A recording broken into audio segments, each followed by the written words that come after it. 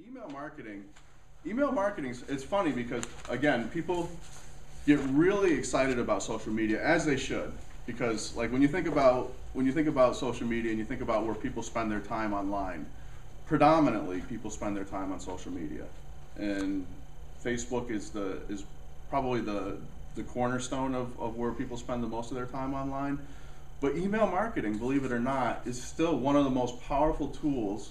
And the chamber knows that if you're a member of the chamber, you get emails from Loretta, and they talk about the different events like this and the mixer that's going on this morning. The chamber uses email marketing. They have an email list of members and they can mail to.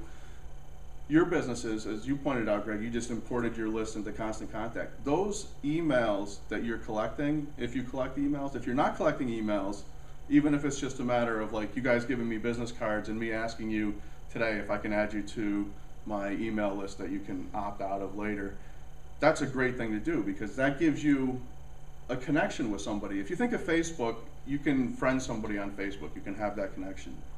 If you think about your website, people come to your website and they're anonymous unless they're signed in and you have a membership site like the chamber. When you're signed in, the chamber knows who you are because you're logged into the chamber website. But there's a connectivity that email gives you. If you do it right, you get permission from people to email to them.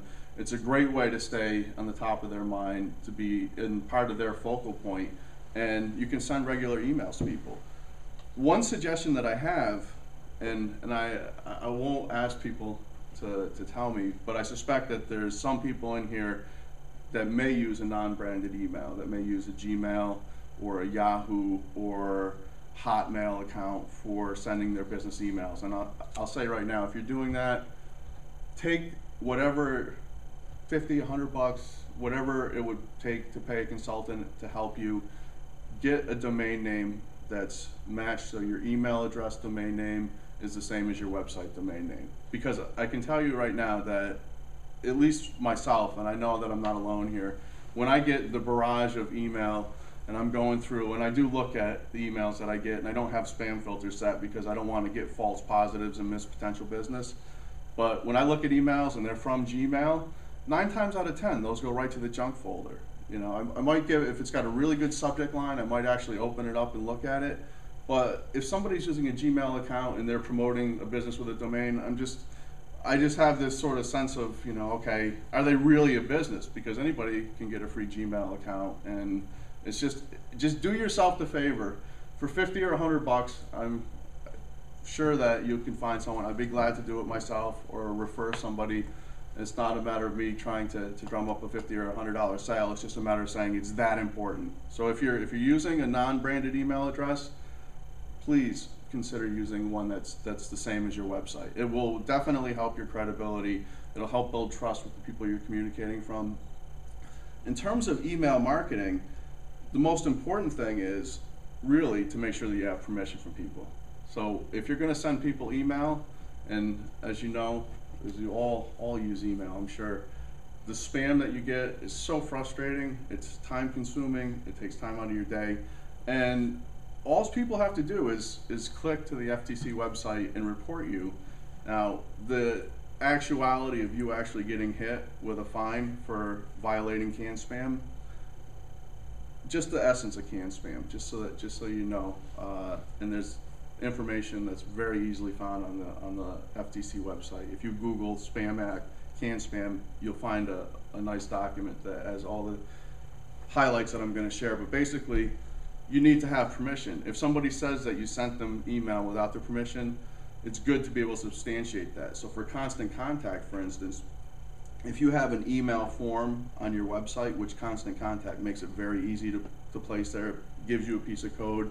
If you manage your own website, you can go in and put it there. If somebody else does, they can put it in there. And when somebody signs up, and you probably have experienced this for things you've signed up for, it sends you an email to your email address as part of the sign-up process. That's there so that somebody else can't sign you up because it goes to your email address, the one that was used to sign up. And then you have to click a link on the email to go back to Constant Contact, and it actually captures things like the IP address. It captures the time that was captured. It's called a double opt-in.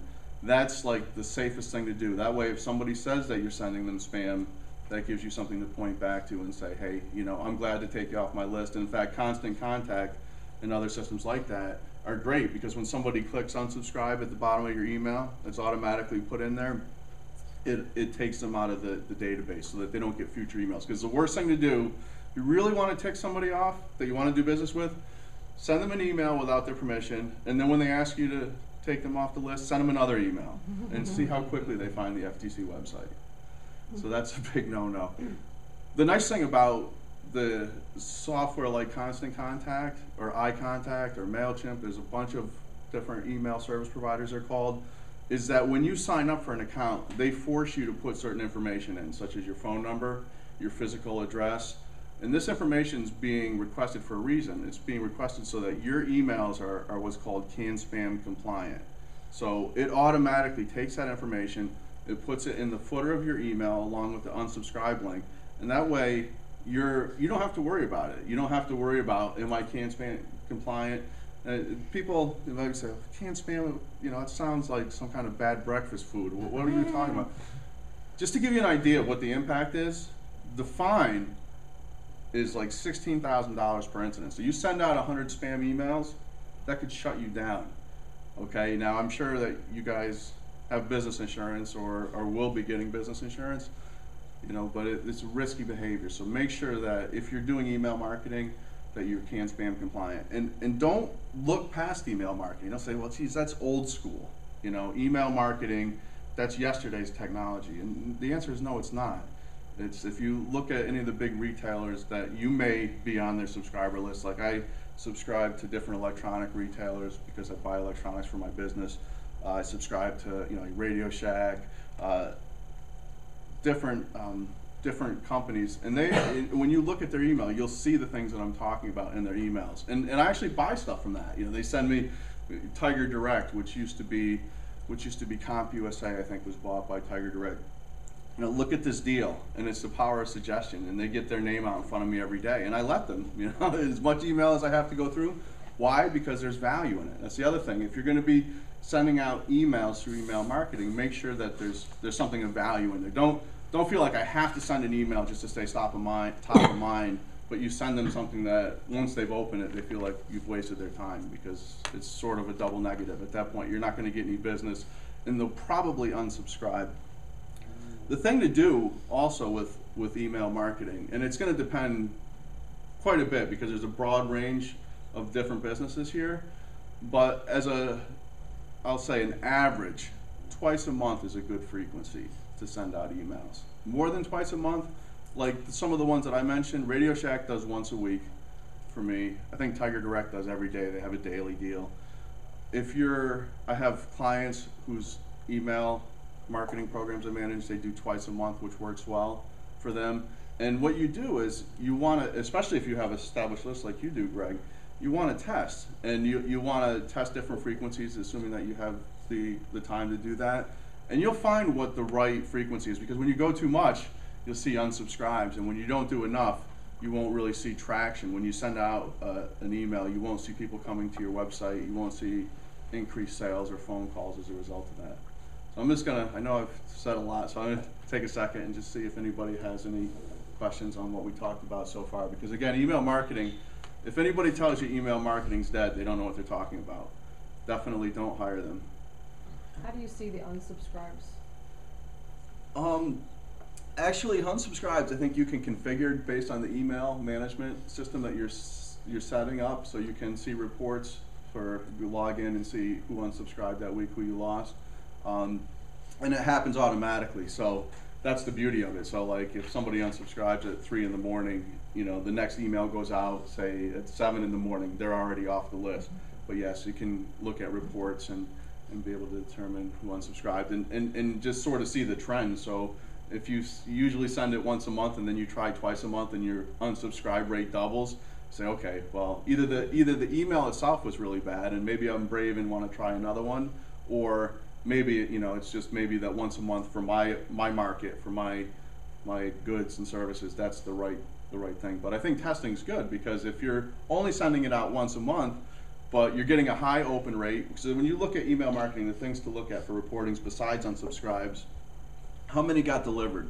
Because deliverability is a big thing, because as you all know, spam is a big problem for all of us. And I mean, I laugh because it's funny. I mean, I feel like that's the morning comedy, is to read all the spam email that you get, and it's amazing that these people still continue to send it. Obviously, it must work or they wouldn't do it. But you can find out how many got delivered, which 80 to 90% is pretty good. Depending on some tools like Constant Contact will actually, you can check a deliverability. It'll do like a grade, and it'll say if there's issues associated with your email. If you do all caps and put free everywhere in your email, or XXX, those will probably trip. Not that anybody would do that here, but there's certain things that the spam filters look for, and it won't ever get delivered. So you can send out 1,000 emails, but if only 100 get delivered, you're only getting 10% of the potential market there. The other thing it'll tell you is how many people open the email. So I use Outlook, and maybe I'm a dinosaur, but coming from having worked in the corporate world, that's what we always used after Lotus Notes. And Outlook, like when I open an email, it doesn't by default doesn't download the pictures, and it'll say for your privacy, none of the pictures have been downloaded. Right click to download the pictures, and then it'll populate the email. That is so that the person that's sending it, unless I download the images, they have no way of knowing if I opened it. They know it got delivered because it didn't bounce, so that increments the delivery count for that email send. But until I actually download the pictures, they have no way of knowing whether or not I opened the email. But that's a key thing. You want to look at delivery rate, open rates, and then finally, probably the most important thing from a business standpoint is how many people click through the email. So did you have a good call to action in your email? Did you have a special that you were maybe offering in your baked goods for this week? And those clicks are what you would call potential conversions. And so those are the three things to look at in terms of your reports. And it really it's more of I think of an art. And even writing a good email, which is certainly outside the scope of this discussion, but it's so important. So if it's short, it's got to have a subject line that really grabs people. And the same thing is true with Twitter, and we'll talk about Twitter later, which is, to me, is probably the most mysterious of the social networks we'll talk about. But do you have a compelling headline? Does your, is your email, easy to read, or is it, sort of run on? So it's one of those things that, again, not very sexy when you think about communication skills and writing skills, but foundational in any marketing that you're doing, much less internet marketing. But having those really compelling subject lines on your emails is probably one of the most important things to be able to influence your open rate. And then once you get into the email, having that really strong call to action. Why should people care? Why should they read? What kind of value are they going to get if they click through the link? And Constant Contact, by the way, as Sheila pointed out, there's an advantage to using them through the chamber. I think is a 20% discount, which is pretty significant. It's a great discount.